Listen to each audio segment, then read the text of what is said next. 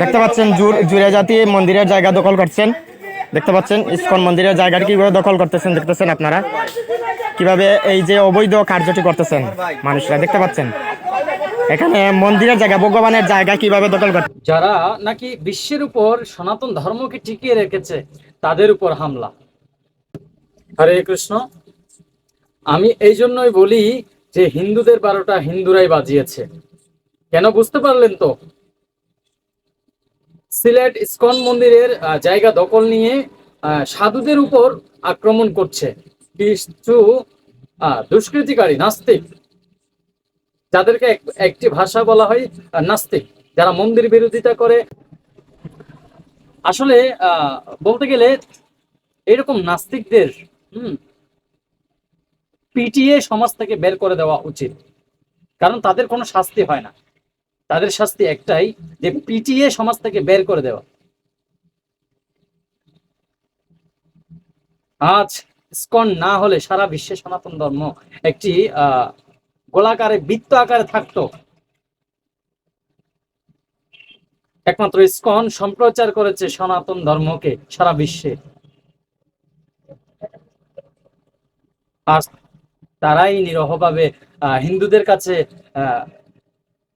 নির্যাতিত হচ্ছে। কোন কারণে, কোন সাহস নিয়ে সাধুদের উপর আক্রমণ করা হচ্ছে? এটা ভাবা যায় যে সাধুদের উপর আক্রমণ হচ্ছে? এদের মস্ত নাস্তিকদের, যারা মন্দির বিরোধী, ভগবানের মন্দির বিরোধী, এদেরকে বিতাড়িত করার সময় এসেছে। কৃপাপূর্বক আপনারা জেগে উঠুন, আর ঘুমাবেন না। এগুলা হচ্ছে দালাল, যারা মন্দির বিরোধী এরা হচ্ছে দালাল, নাস্তিক। এদের ভালোবাসায় আপনারা সিক্ত হবেন না। এরা আপনাদের উপরে রেখেছে, উপর থেকে ভালোবাসা দেখায়, ভিতরে বীজ অন্য লেভেলের। নাস্তিকরা মনে করে যে